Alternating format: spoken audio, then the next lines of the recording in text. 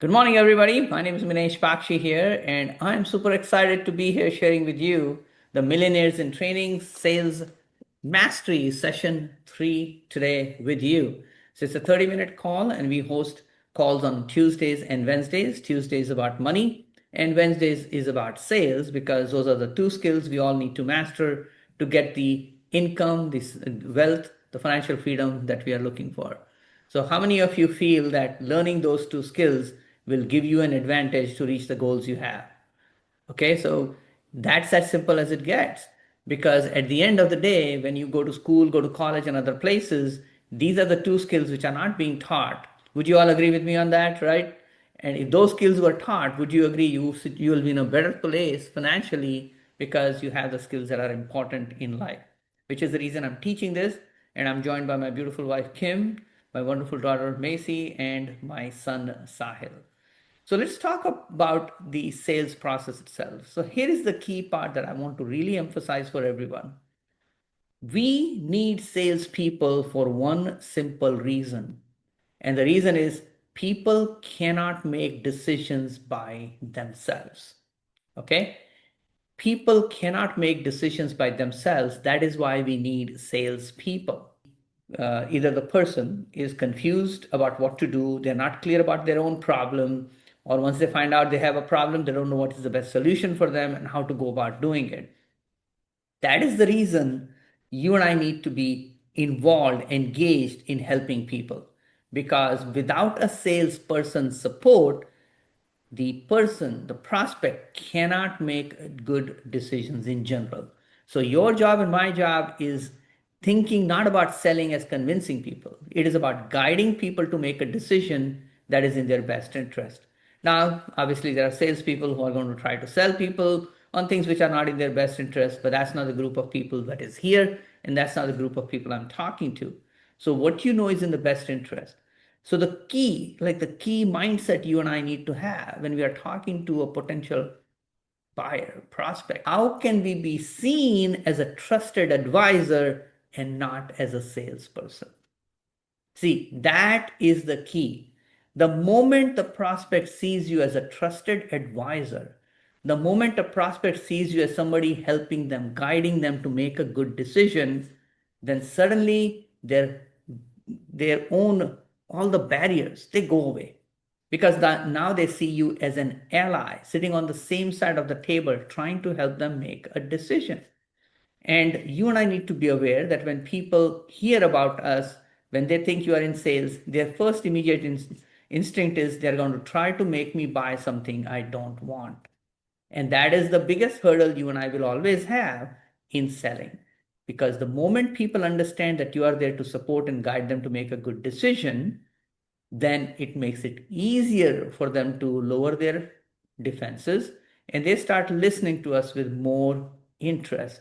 And until and unless you can create that rapport, until and unless you can create that trust, selling will always be hard.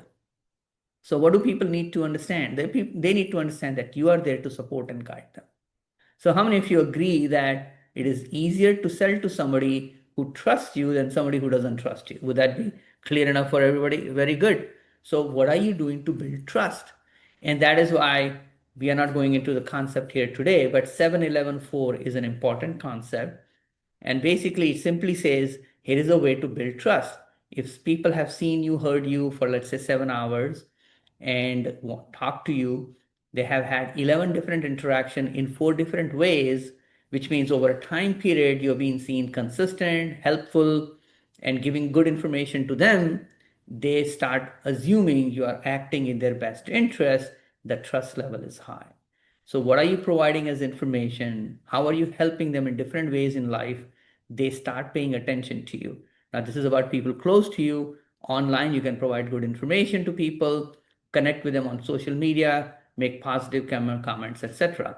Like one of the things that I've been teaching my children, for example, Sahil has done a very good job of being on the podcast, hosting guests like future millionaires. That is his podcast. So he interviews people, he makes people feel comfortable, and guess what happens?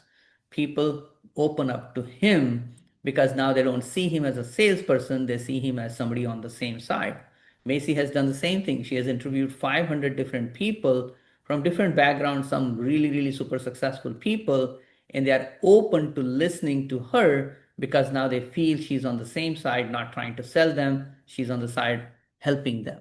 And that's the key. What are you doing to build trust with people around you all the time? Because the techniques I'm going to teach today will work for you. But the skill required is higher if you start understanding that you have to do some of these things and get better at it.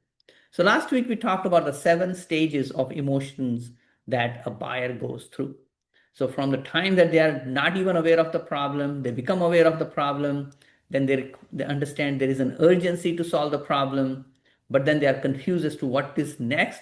Then they need some vision clarity of what that solution would look like, and so on and so forth, until somebody provides them a level of certainty to say, hey, this is how you will solve your problem. Let's do it right now. And that is what a salesperson does. The salesperson takes a prospect from becoming aware, or at least being much more urgently aware of their problem, to finding a solution that they can see fit. And the next step, not the whole marathon, but the next step to take to solve that problem, could be as simple as, hey, sign here, give me your name and address, and let's get you started. Today we will do just this. So your job at the end is to reach a point where the person is making a commitment to take the action, whether it is giving credit card, signing a document, etc. Because if you and I don't get to that point, we are not salespeople, right? We have to get people to take action, which has to be specific and leading to generating money for us.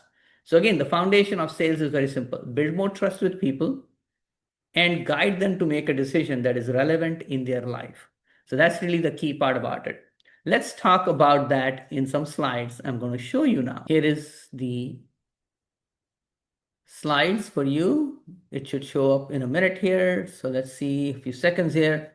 So we talked about the 7 stages of emotions that a buyer goes through in the buying process.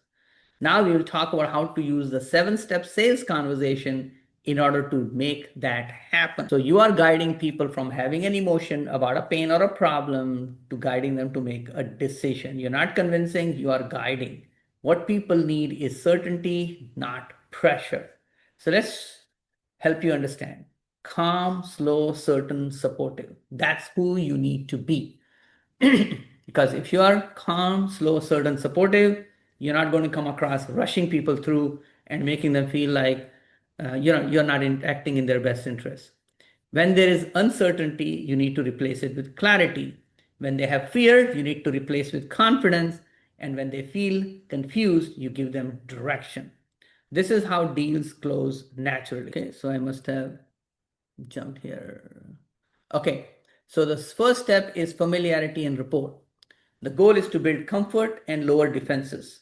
The focus is them, not you. So this is where you have to earn their trust before you can transfer it. So what does that mean? Your tone has to be warm, calm, slow, comfortable for people. Warm, calm, and slow. Tone can change. You can speak with enthusiasm. You can speak with, tell me a little bit more about it, with concern. Learning to shift your tone depending on the conversation is a key skill in people feeling that you are connected or not connected with them. I did not know about tonality for a long time. So if you haven't paid attention, start paying attention to tonality on how you are using your voice to communicate confidence, to communicate concern, so that the person on the other side can feel your tone, because they feel your tone before they hear your words. So the step 2 is problem or opportunity identification. So once you have built trust, once you have found enough things in common, once they see you as somebody who is interested in helping them, now you need to figure out the gap. Because until there is a clear gap in the mind of the prospect, they are not interested in doing anything. This is where they are versus where they want to be. Now, surface level is frustration, missed expectation, lingering issues that they're facing, because when there is no clarity, there is no sense of urgency to do that. And as a salesperson, you and I need to really, really pay attention to this stage. A lot of people go into pitching before the problem has been identified. So, are you asking questions which will reveal to you the challenges they are having, and can they personally tell you the challenges and they are feeling the pain of those challenges? Because until that has happened, you are not going to be able to lead them to making a decision, because they don't even feel the need to do anything different, because there is not enough gap between where they are, where they want to be. Next is the vision creation. So once people have identified the gap that they have, once they have identified the problem that they face, most people do not have what I call hope. You must understand this at a deeper level. You might be like, hey, I can help them get in better shape. I can help them make more money. I can help them do all of these things. How come they are not taking action? I know they are in pain, because most people have given up hope that their situation can improve. That is why everybody doesn't go to the gym and exercise on a daily basis, because a lot of people are like, hey, you know what? Why should I join the gym? I'm never going to go there anyway. And even if I go there, it's going to be too painful. Even if I go there consistently, nothing will really change. So why should I do it? And this is the issue people have. So if you ask yourself and you have given up on doing something to improve your situation, you have gone into, yeah, you are aware of the problem, but you don't really have a hope, a vision for yourself that you feel is compelling enough that you can take action because you believe that will happen. This is your job, because you help them identify the pain, but you don't show them a better vision of where they can be, and you haven't moved them emotionally into a better future. You are not going to be able to sell them. That is the key component. Moving pain from pain to a vision of a better future is a huge skill that everybody needs to master in sale. This is where you are helping them see relief, growth, confidence, simplicity. Emotion moves decisions. Vision pulls, pressure pushes. So until you create a better vision for people that they can have in their future, they're not going to take any action towards achieving the goal. Now, once they see a better vision, they're also going to not know exactly what that solution looks like, which means they're not clear on what exactly they have to do to get to that vision. They have a vague idea, a fuzzy idea. Yeah, that would be great. I would love to have that, but it's still not a solution in their situation. So you have to connect their words to your solution. You told me you want to get in better shape, right? Here is how we help you do that. You'll come to the gym 3 times a week. We have a person here right now who's going to take care of you and help you understand all the equipment we have and how you can create a routine that's going to be consistent for you, that you can do this on a regular basis. So let's get you scheduled coming on Tuesday at 5 p.m. so that you can start doing this on a consistent basis. You are using their own words of what they want. You told me you want to make more money. Here is how we help you do that. I can help you improve your selling skills so that you can get better results. And instead of closing one sale out of 10, you can start closing 2, 3, 4 out of 10. How dramatic would that be? Great. So, what we will do is schedule you for a class so that you and I can actually sit down and improve your script that you are currently using. That is how you have to do it. You told me you're looking for more money to fund your project. Here is how we will help you. We are going to look at your current situation, look at how much your funding is required. I have a list of investors who are waiting to provide funding for just like you. Put me details here, submit it, and we will find somebody who's going to be helping you. So this is how you have to look at it. Use the formula. You told me you want this.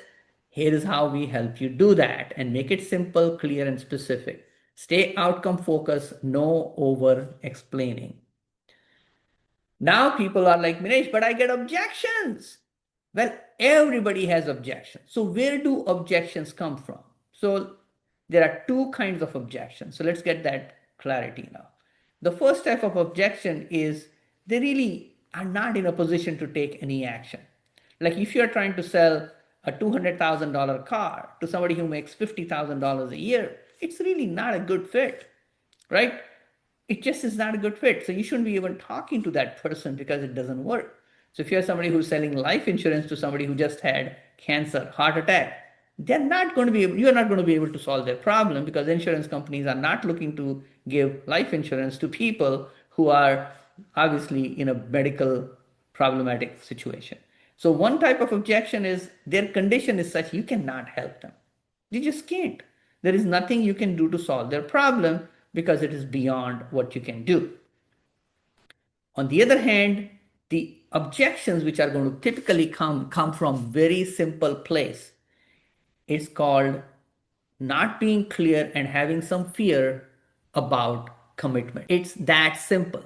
Even if it looks good, even if it's appealing, even if it's affordable, because they are so used to the pain that they have, they're not as clear on the vision and the certainty for a better future. Their own emotions are going to raise objections because those objections are their way of staying in the pain stage and not going towards the solution. So until they firmly believe that there is a vision for a better future, until they see that the solution you're offering makes sense for them, they cannot take action. So we will cover this in more detail in the next week, but your job is to start understanding their objections as a place for you to come from understanding that they have fear of commitment. That's all it is. If what you have to offer is going to be better for them, the objections are some version of fear of commitment because they don't fully grasp how taking action and taking your solution into account will improve the situation because they're so used to staying in the pain and the problem stage. This framework that I'm going to teach here today, we will cover more in detail with specific objections next week. So if you're somebody who's like, I get a lot of objections, think it over, talk to my partner, don't have the money, we will cover those in more detail next week because objections have to be overcome. But here is a framework. You must empathize with the prospect. You must create an awareness in them that, hey, this is normal. Then reveal more details to them and reconnect to their why, which means, why did you do this? You told me, and then go back to that. Reframe the objection as something that they can overcome, and then ask.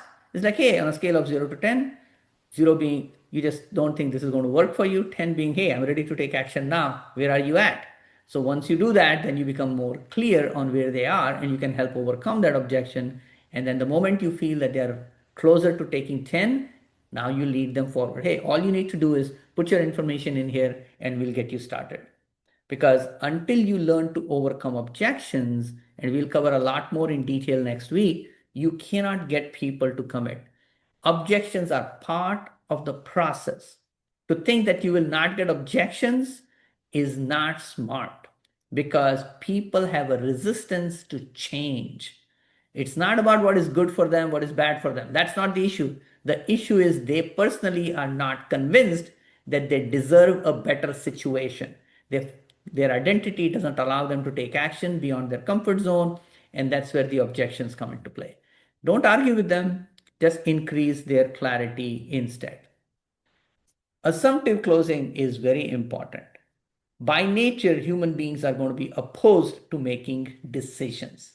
They don't want to be boxed into take action because taking action is uncomfortable. So instead of saying, what do you think? Hey, here is what we will do next. Trial close examples. Does this feel aligned with what you want?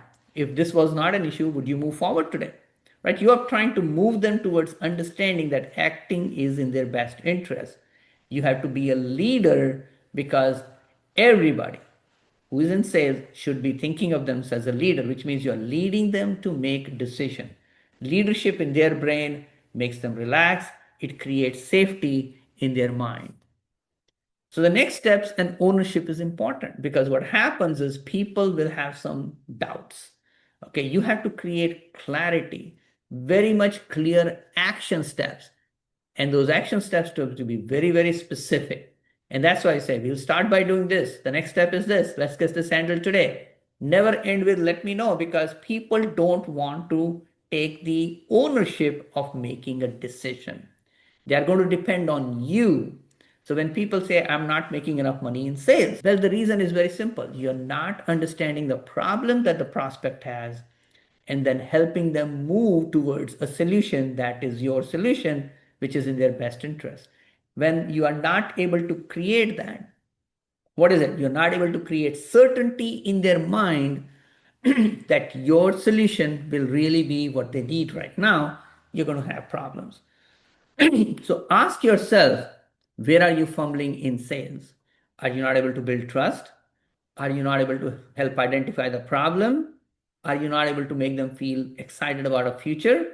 Are you not able to help them see that the next step is the right step to take? Are you not able to overcome their objections? So ask yourself, where are you getting stuck? Which is where recording your conversations will help you to analyze what is the stumbling block in that. I'll open up for a few questions in a minute here. So the 7 stages are very simple. You want to understand what the buyer is feeling in the emotions, and the 7 steps is how you guide them understanding their emotions. You want to diagnose their emotional position. Where are they at? Are they ready to move towards solution, or they still are not clear whether they have enough pain to solve the problem? So the more you become clear on the stages they are in, which we covered in the last week, so go back and watch that. Here, you combine those 7 stages of information with the 7 steps, because the end result is very simple. You need to be providing what they need at that moment. If they're not clear of the pain yet, you need to go to the pain before you can offer a solution. And until you guide the steps one by one, you will be fumbling and they'll be fumbling. It will feel a mismatch. So you diagnose the emotional position, then apply the correct step, and that's professional sales leadership. That's why all you have to do is calm, slow, certain, supportive, in a way that the person is seeing you are creating clarity and removing uncertainty. You are creating confidence in them, removing fear. You are giving them a very specific, clear direction instead of them feeling confused. This is how deals close naturally, by using the 7 steps to close any sale, any prospect. So that is a quick overview for those who don't have access to live. You can actually be part of this in our school community, where we have a lot of good information. All the recordings are there, and it is free for you to join as well.